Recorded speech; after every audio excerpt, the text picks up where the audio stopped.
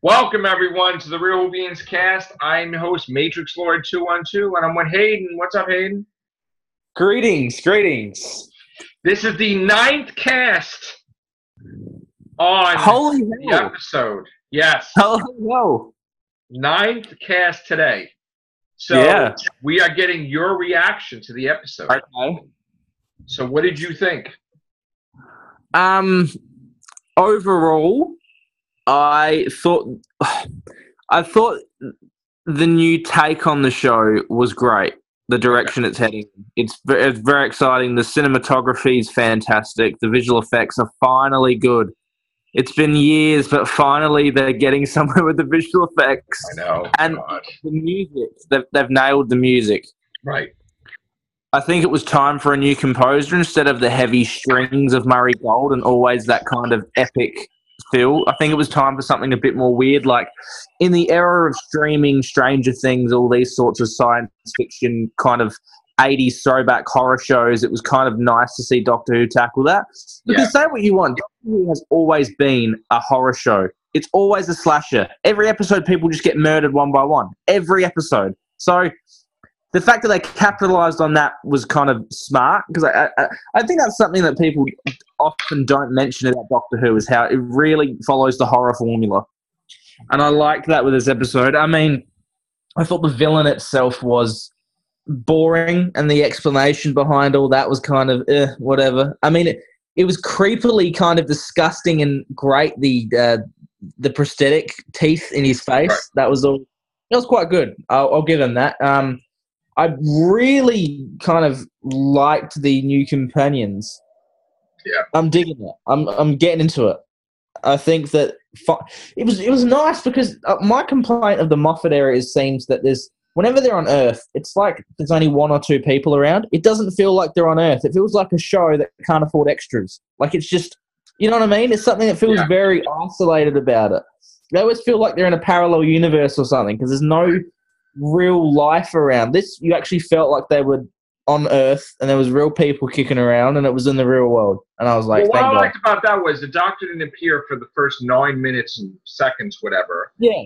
And then they even went away from the Doctor and the companions to show this other guy that just took the object. So life goes on. Like there was like a whole bunch of different things. You got to see Graham by himself. You got to see Yasmin Khan by herself. Then then Grace was with Ryan with the Doctor, and then she had regeneration energy. Like, I really think that Chibnall thought this out and fleshed out these characters. Yes. Like, it was a writer's room, you could tell. It feels like it's like a British drama show. You get you're someone in a police office for once. When do we ever see people in Doctor Who in a cop shop? Yeah, Never happens. It feels like they had a budget. I mean, towards the end, the kind of construction yard climax was a bit, whatever. And right. I did love the fact that we didn't see the TARDIS, and there's a cliffhanger. I was like, oh, that's good, because that was good. At this point, I feel like we've kind of seen everything there is to see in Doctor Who. I mean, as soon as we get in the TARDIS, it's like, okay, we're just going on the same adventure that we'll get every few. The TARDIS is definitely needed, but I think the fact that there's other aliens that she hasn't encountered that has no idea who she is. Yeah. But we're going to get so many episodes, as we have, so many episodes of just traveling in the TARDIS. And it's like, it's refreshing to have an episode away from just ending in the TARDIS talking. Right. Because that's every Doctor Who ever. Every Doctor starts where they show the interior of the TARDIS. And we're going to get that next episode. But it's nice that they didn't just give that to us like they usually would. So that was fresh. As Jodie Whittaker as a Doctor, I think she still has to really find her personality. Right. If you know what I mean. I think it does take a while, because every Doctor hasn't found their stride till their second or third season. You know what I mean? Right. There was just a few lines that felt a bit like she was maybe copying Tennant or maybe copying Capaldi. And I get it. She said her personality is still forming. But some things where she goes, on the tip of my tongue, and she goes about, biology, good. It's like, I get it's kind of the Doctor, but it kind of felt a bit like she was trying to be the other Doctors in her acting. Whereas there were moments like when she was going through her wardrobe, or when she was actually taking on what was the other thing called, Tim Shaw. when she was actually when they were up on the scaffold on the crane. That to me was really good stuff. You know what I mean? There were glimpses of really good stuff. When she was being more like the other doctors, I kind of felt that I didn't like her as much. When she was just being her, right, and kind of just, when she felt like her more human qualities came out, like she was just kind of a kind of innocent looking, actually interested in the case at hand, she felt like that character to me worked more than the I'm the doctor kind of character. And it's always like that because Matt Smith as well felt like that, like I'm the doctor. And the first time you hear him say it, you kind of are like put off by it because you like in your head, you have this image of 12, 13 other people saying it and you know them off by heart and love them. And then when someone new says it, there's always that feeling at first like it doesn't feel right. But when you go back to the end of their run, like at the end of their run and you go back and watch, it's like nostalgia. You know what I mean? It's goosebumps. That eventually, I think, because I always was positive regarding her casting. I always thought it was going to be great. Yeah. So now that she's there, my gripes aren't with her at all. I think it's more just finding her footing and her doctor's personality, which I am interested to see. You don't think the villains is good enough to be a reoccurring villain? No, I don't. It felt like what were they called? From the 11th hour. Like the Predator, like kind of, but like yes, it felt like the Predator mixed with the Atraxi. You know what I mean? Yeah. Like rooftop building, a kind of bluish electrolyte villain with a weird spinny thing. Like that was kind of Atraxi. You know what I mean? Where they're on the roof and it had the same vibe. It did have vibes of 11th Hour with the police woman who turns out to be a companion later on. But I will say that Bradley Walsh, that character, that really is I think that's the symbolic message to the audience that he represents the older generation of Doctor Who. I see. You know what I mean? Whereas the younger... It's very interesting. When I watched it, it felt like somebody watched the original...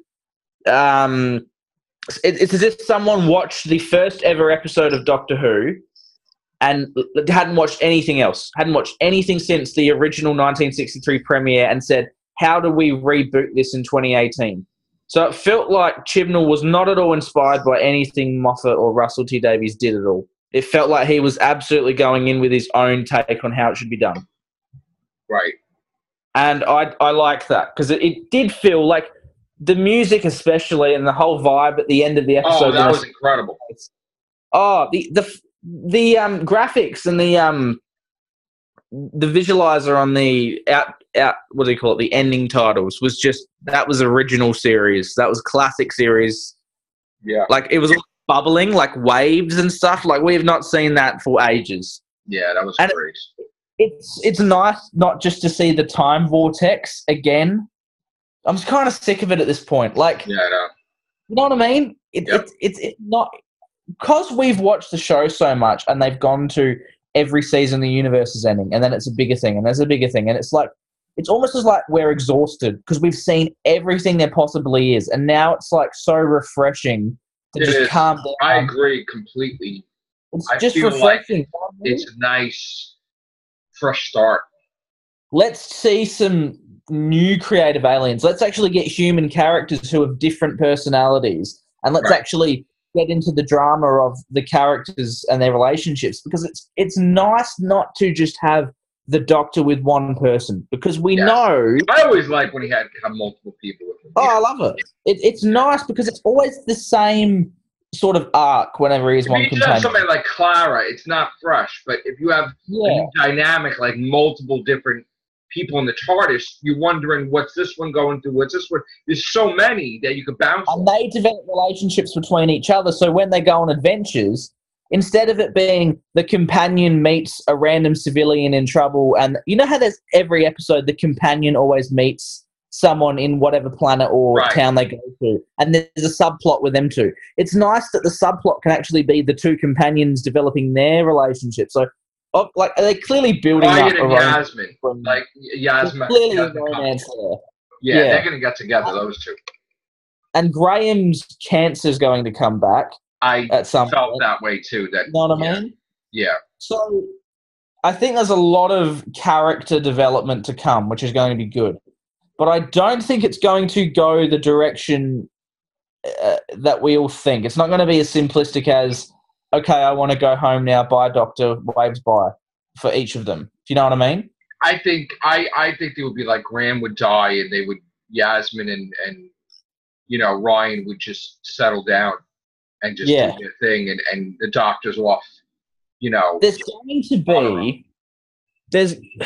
going to be some form of subtle Russell T Davies type story arc, whether they admit it or not. There always is. The thing about Russell T Davies that was so good is that you never knew there was a story arc. It was subtly thrown in there, and then at the end it was like, this stuff that you saw, it actually adds up. Whereas Moffat's in your face like, the doctor's going here soon, it's going to happen, and it's like, oh, God, shut up. It's just because it's always disappointing. And Moffat always had all these things, but some of them didn't come to fruition.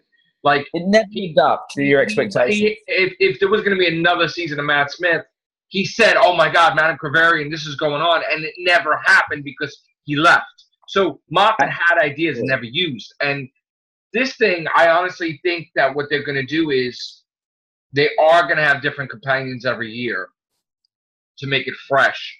But I think something's going to happen in the 10th episode that's going to rubber band her back into like the whole Doctor Who world, meaning that there's going to be somebody that's going to appear that's connected with her, whether it be a former companion or something, that you're not even going to have time to dwell on the new companions leaving.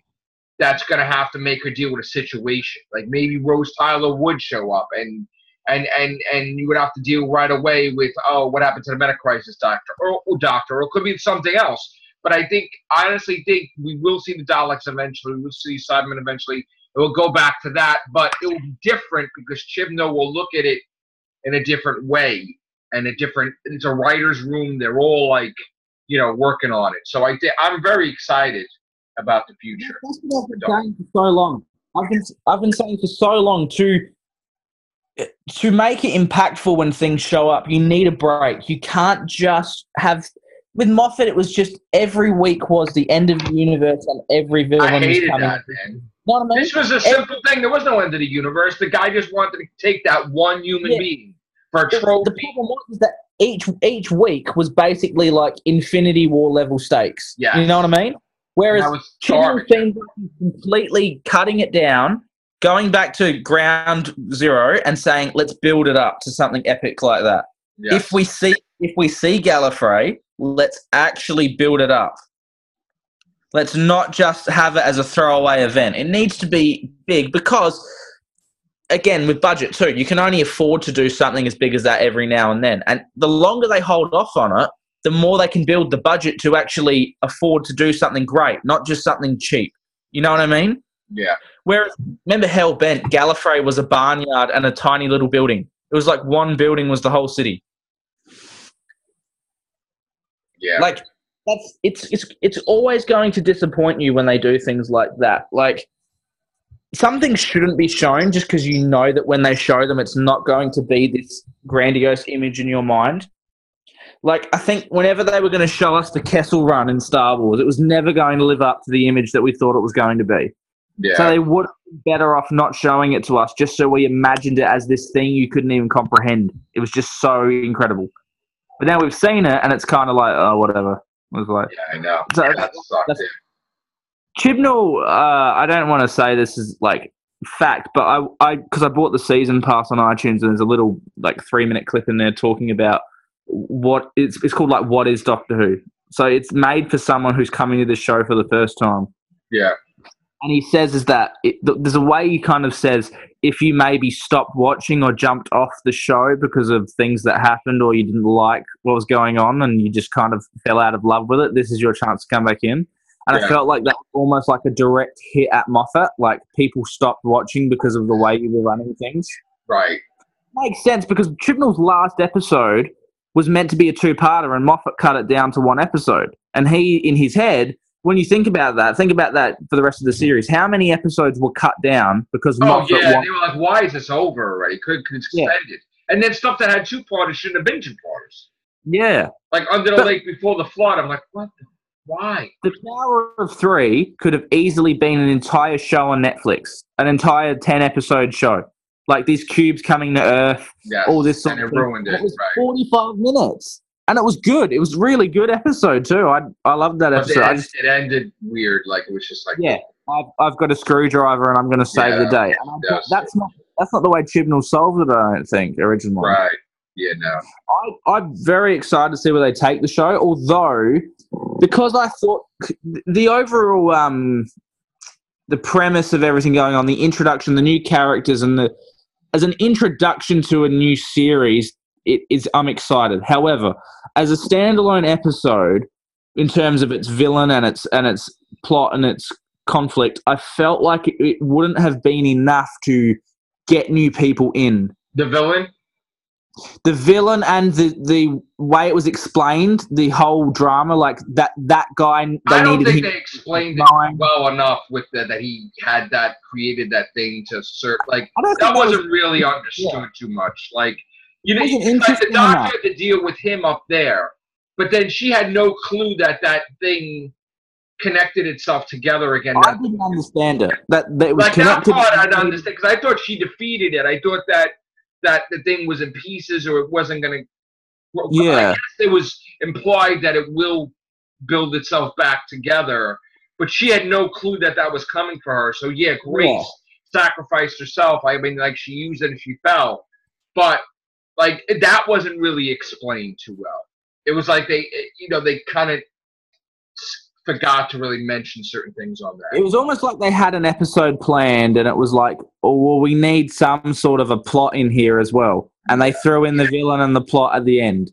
But it's not, I don't think there's much you could do. You've got an hour and it's a regeneration episode and regeneration episodes are never great. They're always a bit boring because it's always the doctor in the bed. Builds up, right. I think that this guy that's the villain could be a reoccurring character, but it's not going to be like, his whole race. Like, I don't think that race would be appearing like the Daleks. I think it's just that guy individual. I don't think it was simple. I don't think it was a simple enough premise for the villain to warrant him coming back. Because if he came back, a whole race of him. No, I think it's just him that will be reoccurring villain. Him and how it works. I still don't understand the worm things with the information and how the guy on the train was linked to it. Supposedly, he just wasn't supposed to use any device or any type of technology that he mixed with aliens. Like I guess he created that all those things together made up of.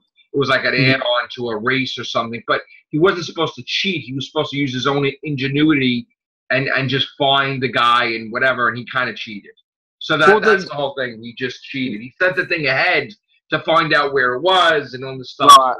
Whatever it was. So. Well, I assume that.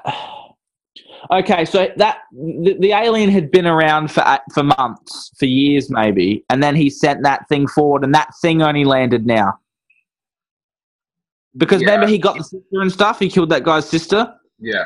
So I'm assuming he'd been around for a while, and that the worm device only just showed up now because he sent it forward. Because the worm device didn't kill people unless it was a shock thing. It was It was he killed people. When it started, my question was, the doctor says that half an hour ago she was the Whitehead Scotsman, but it's like she landed on the train almost instantly after the last episode, right? Right. So like it would have only been 5 minutes after she regenerated that she landed, but she said half an hour ago. So I'm just thinking, Well. Did she like maybe ride an eagle around the city for 25 minutes or something? I don't know. I think it was maybe just saying half an hour ago I was a Whitehead Scotsman. Not that I changed half an hour ago. That half an hour ago that's what I was doing. Right. That's what I think. That's what it meant to be. Yeah. Not overthink it too much. Yeah. Most people, a lot of the audience watching this probably didn't watch the Christmas special. Yeah. Possible. Because a lot of Doctor Who, I'm not going to lie, like, with me too, I'm a hardcore fan, but even I pulled out the last few years. I got to tell you, I was so upset with the show because I thought it was going in the wrong direction, but now It's just the complete opposite now. This kind of made me regenerate and gave me like where I want to run out and buy tons of stuff and like pop out videos like I used to, and just like, oh my god, like this is the 9th cast we're in today. It just felt like it was dying. I didn't even watch Walking Dead. I didn't even watch Rick Grimes. I put that aside. I'm like, nah, it's Doctor Who day, you know. So it's don't you feel like under Moffat's run, it felt like it was just dying a slow, painful death? Yes, it was like he was sick. Yeah, he was fucking it up. That's why we said he had to go. He had to go. It felt like 80s Doctor Who. Like it was dying slowly, and it was nearing its end. And it just copying. You know what I mean? Himself. He kept copying off people. He kept doing shit. You know, we got an echo now, but yeah. I'm glad that we got a new, fresh take on it. You know, I think you need that fresh take every few years because you can do. And he'll sew it together to connect the old series and the. You know, he'll connect it. I'm sure, Chibnall. But for sure, we needed that. I'd love a. Are we going to get a Tennant cameo or a multi-Doctor episode again? We're going to definitely get a multi-Doctor episode next season. I think every Doctor, at least at one time in their run, deserves a multi-Doctor episode. Yes. You know what I mean? At least once. But I know you probably don't care about this, but like on Power Rangers, there's a thing that happens every season where the last team comes back to help out for 1 or 2 episodes. But doesn't the Green Ranger always come back a lot, though? The original Green Ranger? Like, you know how every year on the show there's a team? Right. Every year later, that last team comes back for 1 or 2 episodes just to kind of pass the torch, like midway through the season. So I think it makes sense that it would be nice that Capaldi came back for 2 episodes at some point. You know what I mean? Back, Capaldi, but it's a shame. You want to know why he won't come back? But also, it wouldn't make sense too because the way if he didn't want to regenerate and all that stuff. I know he's not going to remember encountering her, but it would make sense that it would be David Tennant to do it because they could kind of weave it into. I'm trying to figure out at what point in time they could do that when he didn't want to return to Earth and is waiting too long, you know, because he knew he was going to. They could do the Meta-Crisis Doctor. No, not the Meta-Crisis Doctor. They could do it that the Ood kept peering to him, and he's like, "I'm not ready," like to, you know, because he knows that final encounter, and he saved the galaxy, named it Allison, all these different things. They could do it around there where he encountered, you know, her. Well, wasn't that the Day of the Doctor time? Day of the Doctor's when he got married. But that was then, wasn't it? When he was taking a break and doing stuff. Yes. And also he named the galaxy Allison. Yeah. There was like a whole bunch of stuff with that, yeah. So it'd be interesting, because at the same time, it almost felt like the Twice Upon a Time was kind of saying goodbye to the entire first 12 Doctors by having the first with the 12th. It was like... Yeah. You know what I mean? It's kind of like a goodbye thing. So I think... Like you'll never see the first Doctor again. Yeah, I think if you bring a Doctor back, it can't be too quick. It still has to be a novelty and an event. It can't. It also has to weave into what they're going through at the time. Yeah, like if you did a Matt Smith one, like the 11th Doctor, you could do it where he just lost the pawns before he retired. He was doing weird stuff. You know, like you could do that. It would just be, you know. I hope we see James Corden again. Yeah, I know. That would be nice. That would be funny. So what's he called? Craig and Sophie break up. Craig is seeing a new person, and Craig takes the Doctor out as his date, and it's kind of trying to make her jealous, but it's the Doctor, so it's like, you know what I mean? Are you doing? Right. What are you doing? Yeah.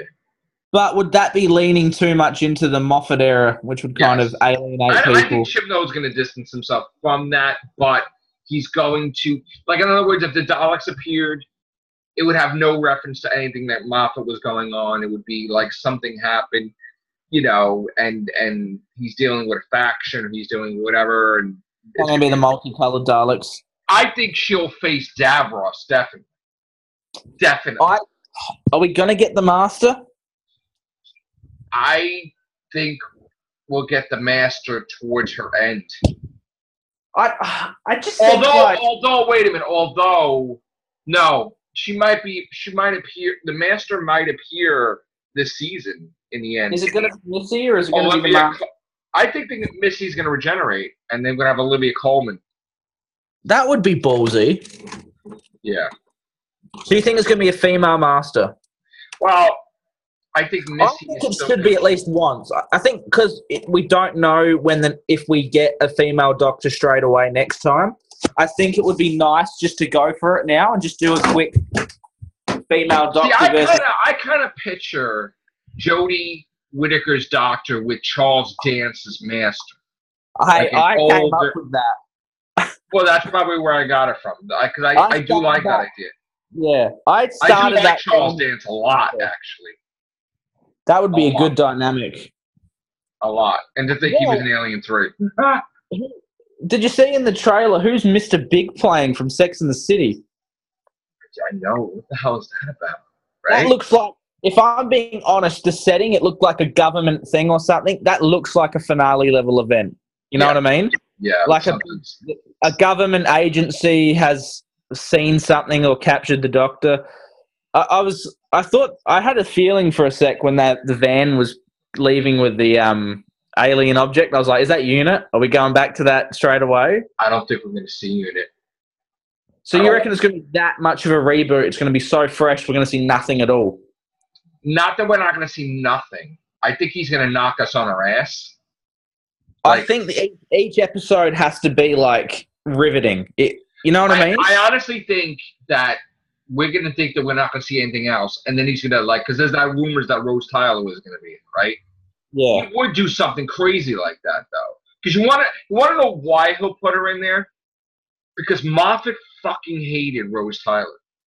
Moffat did everything in his power to make it that the Doctor liked or loved someone else. He never liked Rose Tyler. And even when they brought Billie Piper in, she was a different character, which he loved. Yeah. But Russell T. Davies loved Rose Tyler, and I think he is connected with Russell T. Davies in a sense where he would bring in Rose Tyler. He would bring in Harriet Jones. He looks like Russell T. Davies.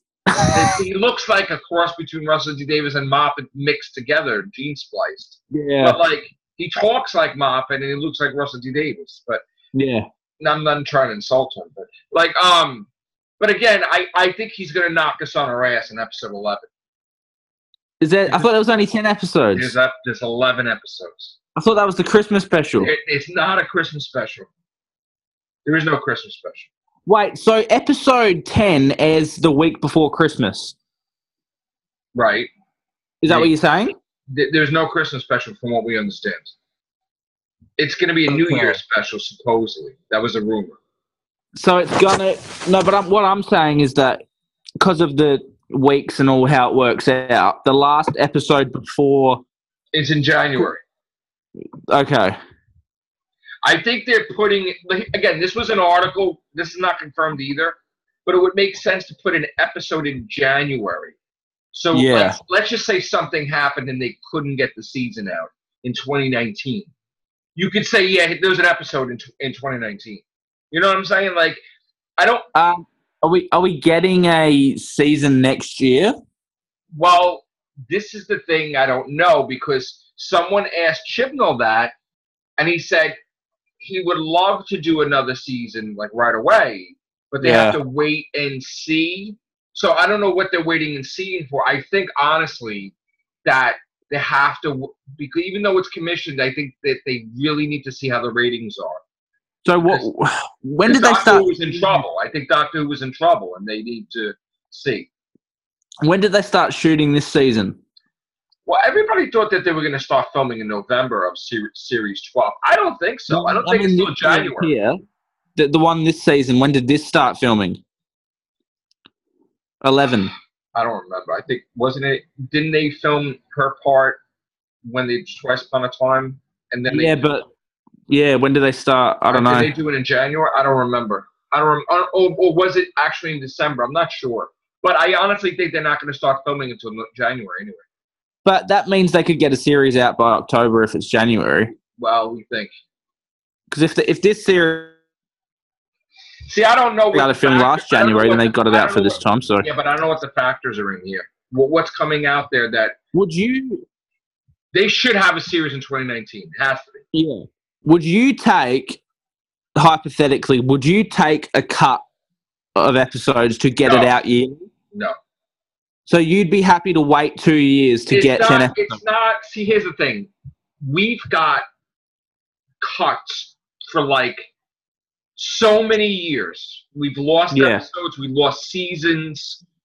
And we even had a thing where a Christmas special went to a Christmas special. I've had enough of them cutting back because eventually you're going to cut it to nothingness. And I'm afraid of that.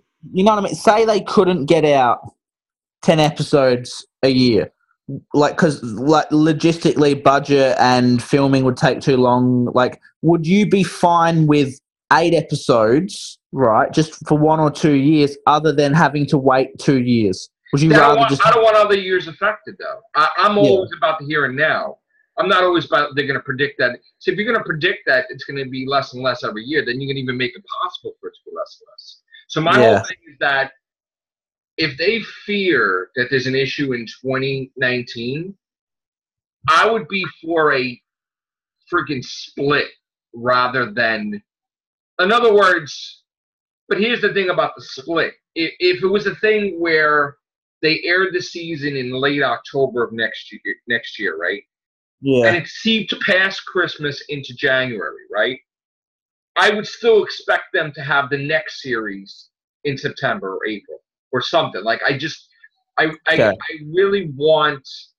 I get to a point where, like, even if it was a thing where I ever was with Doctor Who, which I don't think will ever happen, I kind of have a chart in my head of how many episodes we lost, how many seasons we lost. I want that made back.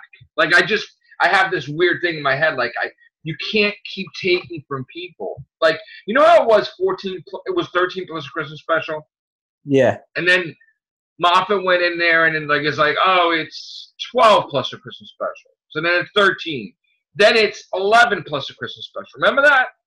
And I'm like, why do we keep losing shit? Like, I start getting annoyed with that. And then we lost whole seasons with Moffat. Like, they had the split and they did the 5 episodes of Series 7 into the anniversary year, which we really got nothing. We got. I think that was laziness, though. You know what I mean? I know, but that's the thing I worry about. I get annoyed because it's like we had the friggin' Christmas special, Husbands of River Song, and then we have Rey Mysterio. It's like Rey Mysterio. Oh my God, and we had Dr. Mysterio. It's like bullshit. So like, I don't know what the hell the problem is, but I would rather them maybe air some episodes. Air some episodes again because or do it as a specials or something. No, that's what I mean. That's what I was saying before. Would you take less episodes, meaning that they could get it out quicker? But here's the thing. Film 8, get it out. Then 9 months later, another 8 comes out. Then another 9 months later, but more I don't comes want out. it like that, though. I don't want it to. If it's see, my take is that if there's an issue, it's because of the year. I don't want this to be a domino effect where every year is affected. So if somebody makes a mistake or she's making a movie or something, and this year they got to do specials, I fully expect the episode count to be higher or even what it was, you know? So you're telling us we have 11 episodes, right?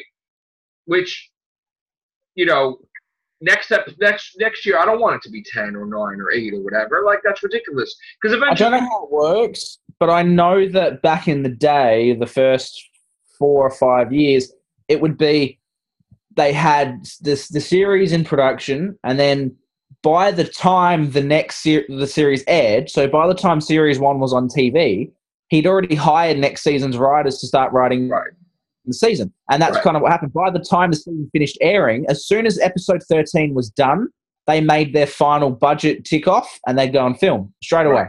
And then they'd film for 9 months. Then it was back on TV. So in production for 9 months, then 3 months of airing. Then again, 9 months, 3 months airing. 9 months, 3 months airing. When it got to Moffat, it was a thing of when the series finished airing, then they started thinking about next year.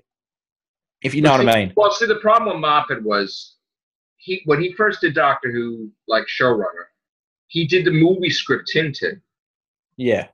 Which took his attention away from Doctor Who. Then he did Sherlock, which is he wasn't like Russell T Davies, where Russell T Davies could do Doctor Who, could do Torchwood, could do Sarah Jane Smith Adventures, probably pat his stomach and rub his head and sing opera in reverse. Yeah. this is what Russell T Davies could do. You know what I'm saying? Moffat just has a different style because it's like I said, they were already working on Series 2 when Series 1 was airing on TV. Whereas with Moffat, he sees the time when the show's airing on TV not as time to write the next season. That's holiday time for him. And then he goes back to work when it's finished. So if you think of that in that context, right, like you're 3 months behind. So he was 3 months behind on Series 6, meaning they had to push it into the next year, which means the next year was another 3 months behind, which means you're 6 months behind. He kept going behind, always. Yeah. He was 6 months behind on Series 6, and then Series 7, he was 8 months behind. So he couldn't do Series 8 that year. So he was like, by the time he got to Series 10, he was about 2 years behind. That's why it was a 2-year break. See, the thing with David Tennant was filming the play, so they do specials, remember? Yeah. He couldn't do a full season, he did specials. But we lost a whole season with Matt Smith and Capaldi. Because it was it was ridiculous. It was the 50th, he only did 2 episodes. We could have had, he was sitting waiting in the role. And I think that pisses anybody off. So even Capaldi, I think if his brain wasn't firing, like he didn't have creativity, the whole show stopped. You know what I mean? But he started doing stuff like he felt like a rock star. He's going here, he's going here, having fun. And it's like, no, because his brain, like, because he couldn't think of anything to write and he had such a big ego, instead of hiring another writer, he would just go, oh, well, if I can't think of it, no one's doing it. And he just wouldn't do anything. But that's another thing, too. When people wanted to write their own stuff, he wouldn't let them write it. He was like, no, write this. And Gatiss wanted to have Ice Warriors for how long? Now, it's like just the ego shit. It's like, get rid of the damn ego, you're fine. It was, I want to reintroduce the Daleks, or I want to reintroduce the Master. He wouldn't let another writer do it because it's ego. It's, I want to do it. I never got the Master against Matt Smith ever. Ever. No. It's like Matt Smith was unstoppable. The Master once. The 11th Doctor kicked everybody's ass. That was it. Never had anybody show him up, ever. Nah. But Peter Capaldi, they threw everything at him. Yeah. Davros, everybody. Yeah, it was still good, but still, it was like, But I think I personally think Moffat took a back seat in Series 10. I think the BBC stepped in Series 10 and said... They definitely stepped in because they made him have Matt Lucas, which I know when he's mad subconsciously, he puts it in the writing of Doctor Who. He didn't give Matt Lucas enough lines, enough anything. And I feel like he just started screwing with things. And it was like, oh... I mean, look at the way he treated Clara, like shit. Like, I mean, because she left and she came back, then he's like, oh, I'm just going to make her fucking stupid and take the tattoo on and all that. It was like, and then, then it's like, how many endings you going to have for the same character? She died in Face the Raven, but you brought her back again, then you brought her back again. It's like, just like the Doctor, he's regenerating for like 5 episodes. It's like, what the hell, 3 episodes, 2 episodes, whatever. It's like, just get on with it. Just get on with it. Like, come on. It's like, oh my God. Yeah. And then you have one of the greatest damn finales ever of the Master and Missy, like, 2 incarnations of the Master. It's like, that was incredible. We had it towards the end. And then you get Twice Upon a Time, which was average. Nothing happened. Was like nothing. I want to know what the fuck to do, so I'm just going to make it like this. And you don't even know if they were evil either. Because that was bullshit too. Because they stopped the recording of Rusty playing what they were. Like, because they didn't want him to hear. I feel like every Christmas special, like no one knows what to do, so they just do anything. Yeah, I wasn't crazy with Twice Upon a Time, and especially Capaldi's lines were like, with the exception of the one he added about children know his name, but like all that shit was from like David Tennant, from all the different Doctors, and like Cruel Cowardly. That was not even his shit. That was like, I can't think of a great Christmas special if I tried. I like Snowman a lot, and I like End of Time. Well, you like the Doctor, the Widow, and the Wardrobe? I liked it when I first saw it, but then I'm like, I hated it. I thought it was sort of thing. It's a Christmassy thing. It's like, you're not supposed to be like that. But does it cheapen the show by doing Christmassy things? No, because I think that was such a tradition. Now, if it's broken, people are going to be pissed. I'll be very happy. Well, we'll see. I don't even know what the hell's happening. I've been clamoring against Christmas for years. I said if they get rid of Christmas, they have a different holiday and just do something like that, like Halloween. I think, with Christmas, like that actually, because they spend a bit more on Christmas, Yeah. So that actually throws the production schedule off for next year because they have to waste a month doing a one-off special, whereas they could be filming two episodes. I don't see that as a waste because I think that's honestly, I think that you need to have a Christmas special. But say they could film 2 more episodes a year if they got rid of Christmas. Because it takes up about a month in filming. They could film 2-week episodes or a 2-parter. And it's like, bang, the series is out on time every year just because there's no Christmas. I honestly think Chibnall's going to get it in a year. I think he's going to get it back on schedule. I think it needs to be. In fact, if he could do extra episodes, I hope he will. Like, just get it in there because we need to make up some shit. We need to have more. You get a very partners in crime feel from this. I got a feeling that it was Torchwood without Torchwood. Yeah, it really felt like the Cyberwoman, like Adipose Industries. It was dark, and it was like it wasn't like Doctor Who, but then it was. It was weird. I got a very dark feel, but I got such a dark feel that I'm like, kids can't watch this that are 5 years old. Yeah, I don't know where they're getting this that this is for children. Like 5, 7. It's a family show. They need to just shut up about that because they're like, "Oh, this is for kids." No, it's not. I'm telling you right now, if I had a 5-year-old or a 7, I would not let them watch that. That's murder and alien shit. No, it's always been like that, though, hasn't it? It's always been a bit scary. They've just got to stop promoting it for kids. They do. That's the thing that they really need to stop. It's the marketing. It's the marketing's fault. Like the actual show is too with the glorious female. Oh my God, rainbows! Holy shit, unicorn! Everything. Like, oh my God, shut up with it already. Even the people that had a Doctor Who magazine said, "Shut up with it already." It's like, why do you got to promote it if the Doctor is not based on gender? Like, he's not parading around like, "Hey, I'm a woman," so shut up already. I think they're pissing people off with that. But you know what? Positive. I mean. This is our 9th cast. People, are seeing this first time ever. Like, this is a great time. I'm very excited. A couple questions. There was kind of some hints and references to things that we've never seen. I know what you're going to say. I know what you're going to say. I know exactly what you're going to say, but I fucking said in every cast. What was that bullshit thing? Oh, it's been a long time since I bought women's clothing. What the hell was that about? Yeah. Holy shit. Let me tell you something. My face when I was watching the episode, I'm like this, right? The moment she said that, I was like, it was like you just stabbed me in the chest. Because I'm not mad that the possibility that she was a woman. It's because it fucks with the law and it fucks with the idea that there's been 13 doctors. That's the law. That's the history. There's only been 13.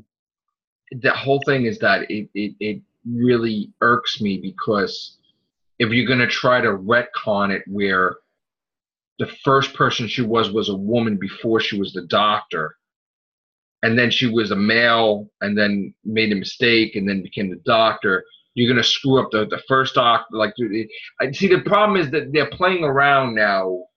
That's what Moffat did all the time. They're playing around where if the doctor gets an itch, he doesn't have to be the doctor anymore.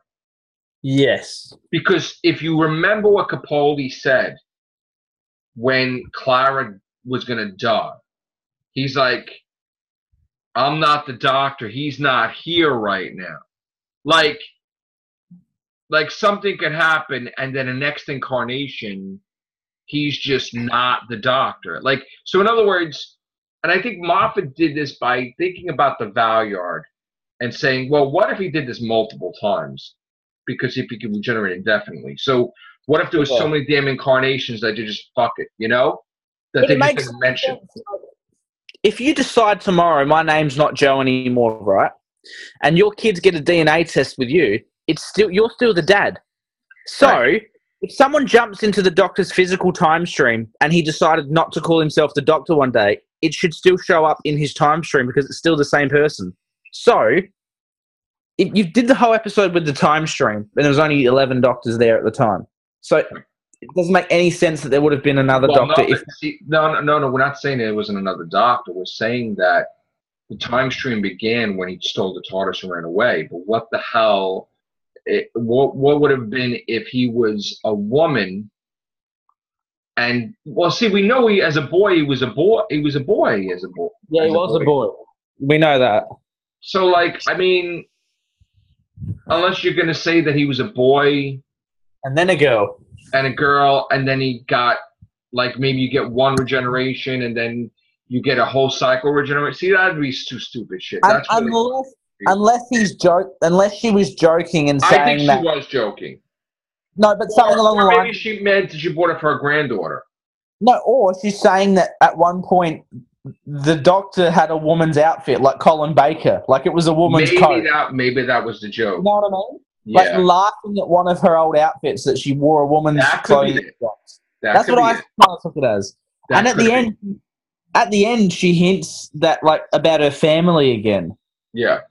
She had this family at one stage, and I've always wondered who the fuck were the family of the doctor. I think it was that the Time Lords killed the family, I think. And that's why he ran off. I think they killed the whole entire family but Susan. And it was like so disgusted with, because he was on the council maybe. And yeah, I don't know. But then we got the whole thing that was added with Capaldi, that the Capaldi took the wife of the, I don't know what that's about. I always thought like, if they ever wanted to retcon things, they could easily say the reason the Doctor's traveling is because the Time Lords hid his family somewhere, and he's been looking for them this whole time. No, they're definitely dead. That's not. Are you sure? He's not. Yeah, no, he's not looking for them. No, there's never been anything where he's now. They're not. He's not looking for them. They're gone. They're completely dead. They're dead. Completely dead. No, done. There's never been any inkling ever that he's searching for anybody. No. Nope. Disappointing. No, you can't even start that shit because then it's gonna unravel the whole show. She's got to be by herself. I don't even know what to call her anymore.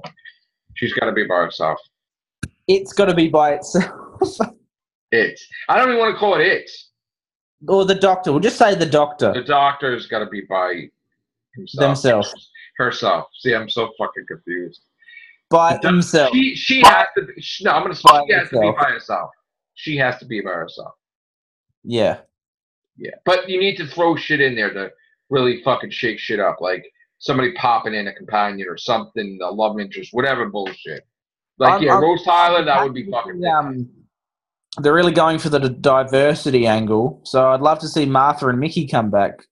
No, what I want to see is Jodie Whittaker's Doctor versus an evil meta-crisis Doctor that just fucking lost his shit. And Rose Tyler needs the Doctor's help to face the Meta-Crisis Doctor. Can you imagine if the Meta-Crisis Doctor went mad and killed the whole planet? Maybe. Yeah. Yeah. We're never getting the Valiard ever. No, don't be too sure of that. I thought Moffat retconned the whole thing in the book and the audio dramas. I don't know about that, but I have a strong feeling the Valiard will be back. What about Trial of the Valiard? Didn't they explain it in that? I don't buy that either. I don't know. Is that canon? The audio books? I don't know. That's kind of shaky. They said it is. I don't know. So much shit happens in those audio books. You know what I mean? Like, I know. It's a bit far-fetched. It kind of ruins it. Like, River Song met every single Doctor. I don't really buy that. See, the whole thing is I'm really worried about that, even though it's a cool concept, like, oh, would it be cool type of thing.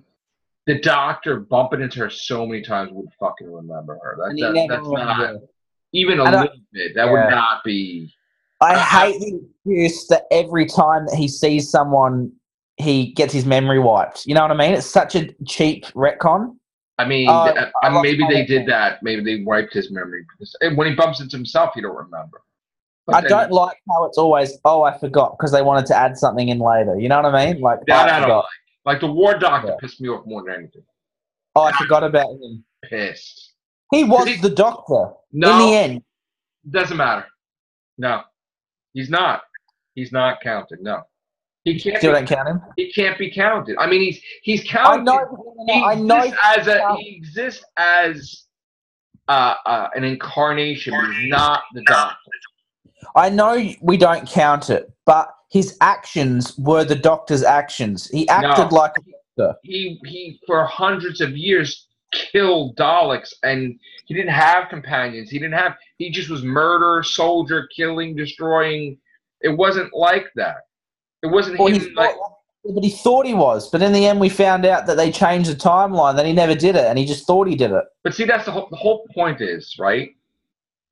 He was pushing the button no matter what. Yeah. He didn't make the decision not to do it. Fucking Matt Smith pulled everything back and said, oh, the 11th Doctor, I ain't doing it. Yeah. He made the decision, the future Doctor. And I still haven't figured it out. Did the Doctor save Gallifrey the whole time and then change it later? Or... No. Did he save Gallifrey the whole time and Matt Smith just repeated history? Or did he actually destroy it the first time and they changed it the second time? I think he destroyed it the first time. So he actually did it the first time? Totally.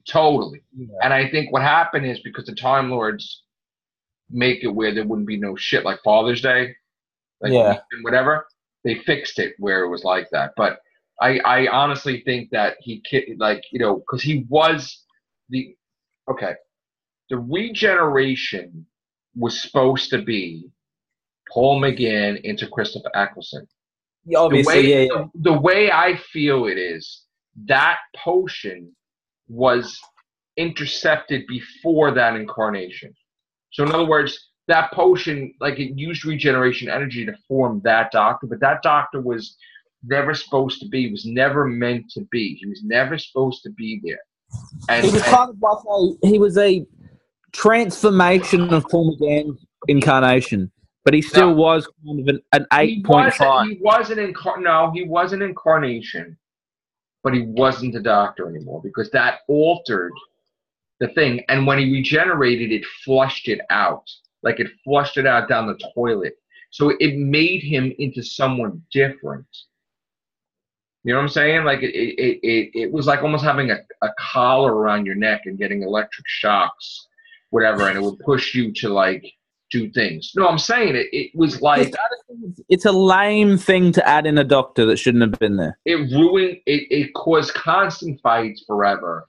So confusing. They should have just made Paul McGann's Doctor. They're still confused because Matt Smith called her the 14th Doctor. Because he doesn't get that. He doesn't get that the War Doctor. They can't even call him a doctor. They call it the War Doctor to signify connection, but he's not a doctor. He was killing everything. So it's like, you know what I'm saying? It's like the Doctor had the flu. You know, it's like he's not. I don't care in the end if he didn't do anything. He just said, oh, okay. Like the 11th Doctor didn't push. He put them where you couldn't even press the button anymore. Yeah. So it wasn't like he wasn't going to choose. So how was he the Doctor all of a sudden? He didn't do anything. So again, I love John Hurt, but it shouldn't have happened. It should have just been Paul McGann going psycho. I think if they ever have future episodes, they'll say, look, the way it was supposed to be was always going to be 8th, 9th, whatever. Because time was whatever, they altered it, but it didn't affect his timeline. And it can't affect his timeline because it would be and that's why the Time Lords gave him a new cycle of regenerations, because they kind of messed, like his cycle was messed up already. You know, whatever. Yeah. I don't know.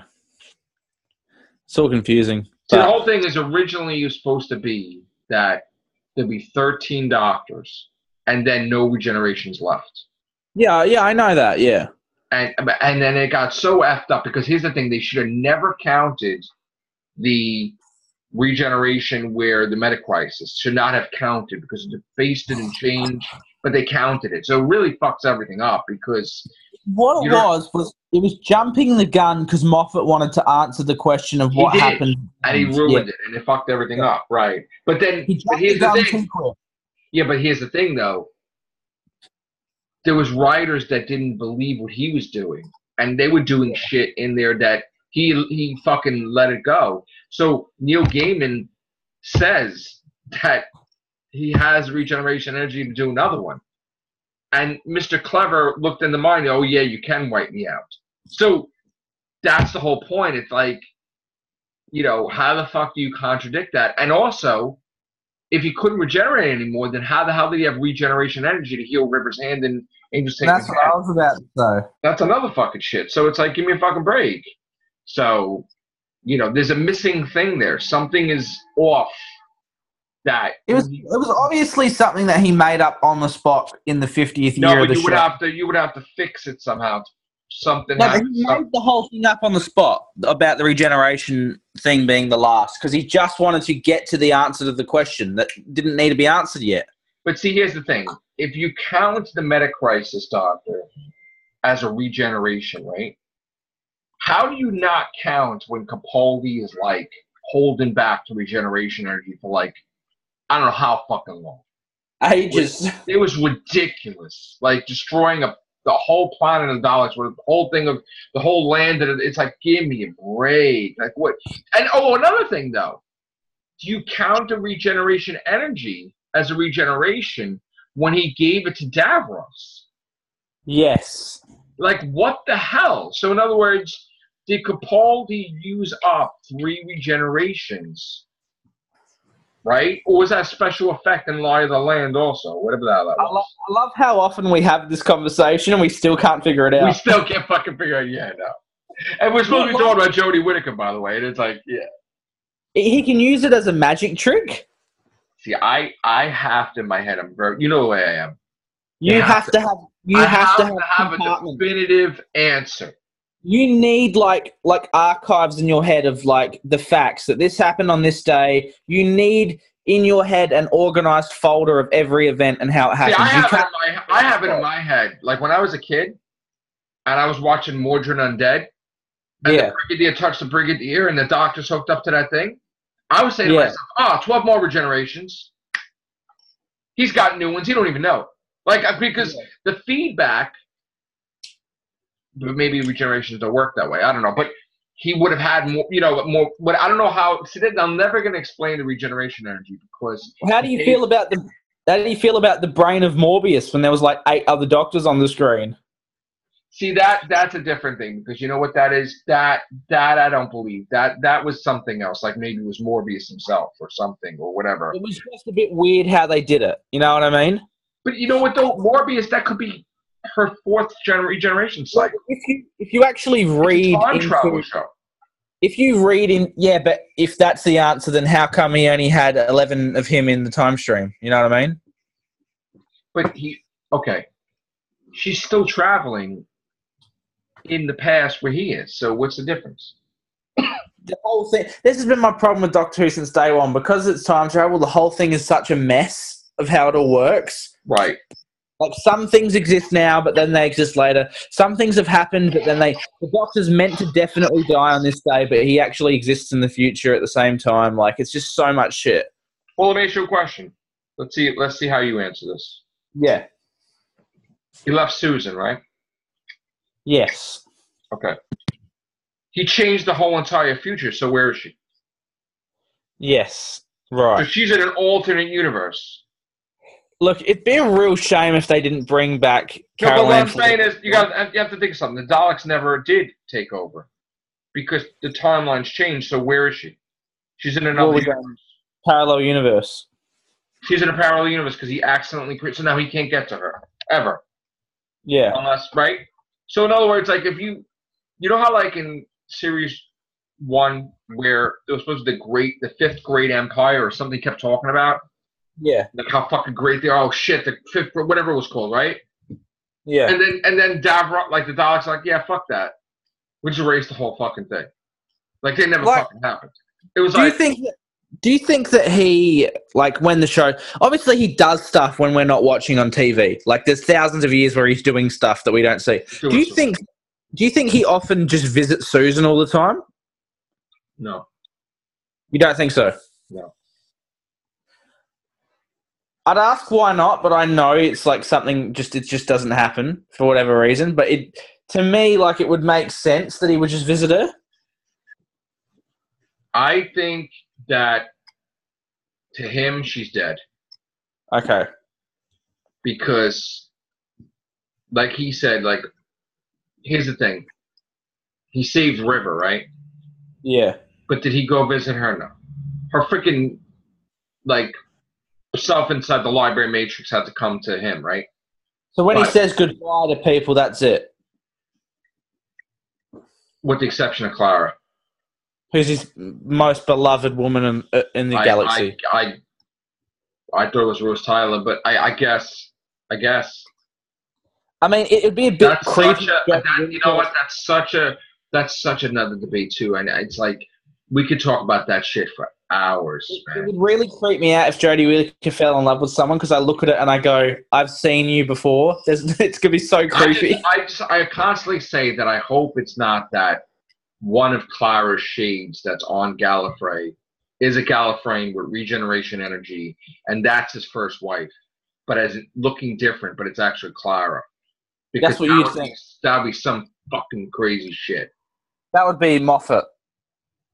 And the TARDIS that's conveniently put in the basement is actually the original fucking TARDIS that is just beginning. On a loop. An endless loop. That when it was a museum piece, it was like fucking looking him up because it remembers. I don't know. It's just there's so much shit going on. Like, you know. Here's a question. Would you, yes or no, and I know your answer probably, but I have a different answer. Would you like to see Moffat come back to write a standalone episode? Yes. I do too, because under an executive producer, when he's not in charge, I feel like writing a standalone story like a Blink again or something like Girl in the Fireplace, I think he would do a great job. I want to say this, and this is going to be very controversial. Yeah. When you have an ego,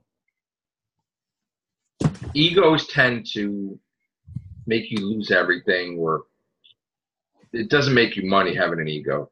There's a lot of things that interfere with your gradual progression and evolution and stuff in life, right?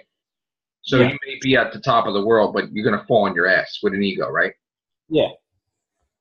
Doesn't help anybody having an ego, right? No. These people have egos, though, unfortunately. Like, the comments that they have, they're never going to be a perfect human being. Not that they have to be a perfect human being. You got to think about it this way. The statements that they make, like Russell T. Davis, oh, I left the job, and I'm never going back to that job. Yeah. And I can never go backwards. Yeah. If you love something so much, then you go back to the job and you reinvent the job and recreate the job and you make it where you love it. Okay? How awesome is that they could go back at any time and write an episode of Doctor Who without the pressure of being a showrunner and just having fun like a fanboy. Just to go in, get free reign, write an episode and go home. Why wouldn't you want to do that? If you were asked by Chris Chibnall, hey, man, what do you want? You want to do an episode? Want to do two? Whatever you want. No restrictions, right? Wouldn't you want to do that? Abso-fucking-lutely. But you know what, though? It's the fucking thing. It's the fucking thing that they have. We got it, Echo. It's the thing that they just fucking... You know, you hear about all this shit, like they wanted this, they're together. They're writing fucking a book, right? What did I tell you? I said, oh, he's going to be fucking writing Doctor Who books. Didn't I say that? Yeah. Oh, he fucking definitely, right? He's doing it with Russell T. Davis. And he's doing weird shit in the books, right? Yeah. And then they ask him a question like, oh, who would you want to see come back in Doctor Who, right? If I was a showrunner of Doctor Who, if there was anybody that I wanted back, I'd bring back every fucking person, right? Yeah. So that way, if you ever asked me that question, I would be like nobody because I brought everybody back. You know what I'm saying? It's like answer. It's like how dare you say, "Oh, I wish we had Draconians." Why the fuck didn't you do it then? That's my point, though. Don't you think though that the thing is that when you're a young or a kind of a low-ball creative, like someone like us who aren't rich and we just love things out of, you know what I mean? And then you get handed the top job and all this money and all this pressure your love of that thing kind of fades away and it's just work. I don't think so. Because I see it happening, like something like, say with Star Wars, for instance, with George Lucas, like he's locked into a trilogy, and by the third movie, it's just so tiring. It's just, I want to get to the end of this now. See, I would love. Whereas when you're a young creative and you've got no ties, you know what I mean? When you've got no ties or a high position, it's like, well, I'm just going to do whatever I want to impress people, because you're trying to get work. You're trying to impress people and get a resume. But when you have the top job, there's nothing more to prove to anyone. You can do whatever you want. You're the king of the hill. My whole thing is, you know how if we were rich, we wouldn't have to waste our fucking time every day working at some place that doesn't really benefit us but benefit some other company, right? Yeah. So we would love to just be rich so we could truly do what the fuck we want to do, right? Yeah. Where we don't have to worry about paying this bill or that bill, because everything, the money is unlimited right there. Yeah. You know what I'm saying? If that was ever the fucking case, then you would have the most fucking incredible shit coming from you, from me, whoever, right? Yeah. Because I would fucking love to just fucking write seasons of Doctor Who. What the fuck are you gonna do? You don't have to work like every day. You fucking like, I pop out like fucking 24 episodes in a fucking year or some shit. It's like, give me a fucking break. Like Walking Dead, they fucking have 16, 17 seasons. Star Trek Next Generation 24, Arrow 24. Like, what the fuck? How difficult is it, you know? Those shows, it's different, obviously, in Britain and how it works, but, like, because Doctor Who's just hard because it's a different set and cast every week, whereas Walking Dead, it's the same backlot and the same house every episode. So it's just different in terms of set building, and it's different in terms of hiring casts to come on, and it's a different thing every week, which is hard, but at the same time, it's like the show is so beloved worldwide. Isn't there more money? You know what I mean? It's like you set goals for yourself, right? Now you know me. I'm a nut when it comes to creating goals for myself, right? 2012, which is like Matrixlord212, right? It's like 2012, right? Oh yeah. I started in 2011 December, right? December 11, 2011, right? 2012 was the greatest effing year I ever had, period. Right? Oh, I agree. I had 5 books published. Yeah. Right? Which was a lot of money, right? Which I worked my ass off to have that, right? Yeah. Love of my life that year too, right? Everything was fucking great. Okay? And then the worst fucking thing happened while all this was happening was Hurricane Sandy, right? Yeah. The ridiculous fucking shit. And then my mom got very fucking sick, and it was like everything got fucking nuts, right? And I no matter what, it was my favorite, greatest time being alive, greatest time, because it's like, you know, I got all these books out, book signings. I was purely fucking happiness. And then when I thought I was purely happy, it wasn't even close to it until we got together. Me and Sharon. Yeah. And then it was like fucking great. And not only did you get the books from me, but you got fucking podcasts from me. You got fucking videos from me. It was like all over the place. Like it was the greatest thing ever, right? But I put my mind to it, and it was such, you know, there was no room for error. This shit was happening. I didn't give a fuck, and I made sure shit happens. You know what I'm saying? Yeah. And then shit fell apart for years, and things got fucked up. But the thing is that, you know, that's the whole thing. When you set something, and you're so determined, you know, you don't give a shit. You'll make it happen. You know, it comes to a point that it's like, you know what? Fuck. Don't tell me the odds. Like Han Solo, right? Never tell me the odds. Like, I don't give a shit. I'll do the impossible. You know what I'm saying? Like, you set stuff for you. Like, you really want something, you go for it, right? So if you and I were rich, I wouldn't have to waste time, or you wouldn't have to waste time. We put out the fucking greatest shit ever. Like, ever. You know, I don't have to worry about fucking this bullshit. What would I want, Doc? Fucking boom. No politics. No, why we can't do this. No, fuck that. No. You just do it. I want to fucking explain all the bullshit that I just can't stand. Boom. I want to explain why fucking Amy Pond, there was some type of weird fucking energy that channeled a whole ganger outside the whole fucking universe so she could have that transmission. Boom. All this shit that bugged the shit out of me. Just boom. I would fix Bad it. writing. I want it fixed. You could do fucking seasons on that shit. And you know what I think the thing is? With Moffat, it got to be so fantasy that, oh, fuck it, anything goes. A butterfly touched you, and now you can live 150 years. Like, stupid shit.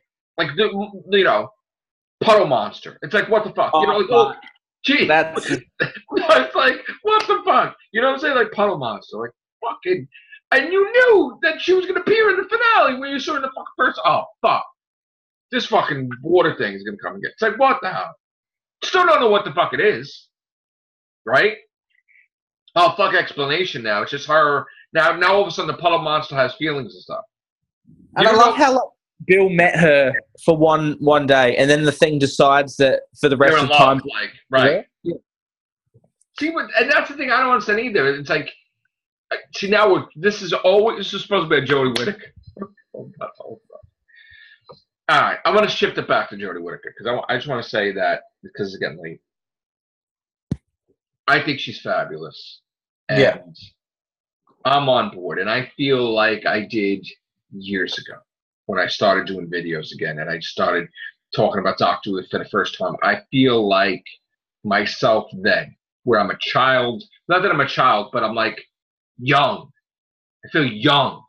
Like when Kirk says I feel young when Spock died and Genesis thing, you know, I feel young. You know, like whatever. I'm excited. Yeah. I'm happy. You know, it transcends everything. You know? Well, because it feels like we're picking up straight after where David Tennant ended. Yeah.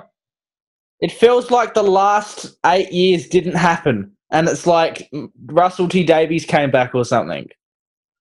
You know what I mean? It does feel like the real Series 5. I know. It feels like this is what would have happened straight after the end of time. You know what I mean? Yeah. Like back to downtown Sheffield and London and going into Britain. I like what Moffat did when he was a showrunner too, though. Don't get me wrong, right? But if you ever had to put a word or a name to it, like to Moffat, I'd be like, WTF. Like, what the That's how I would label Moffat's whole era. What the fuck? That's what it's It's just a mess. It's a fucking mess. Like, you wouldn't know what the fuck was happening.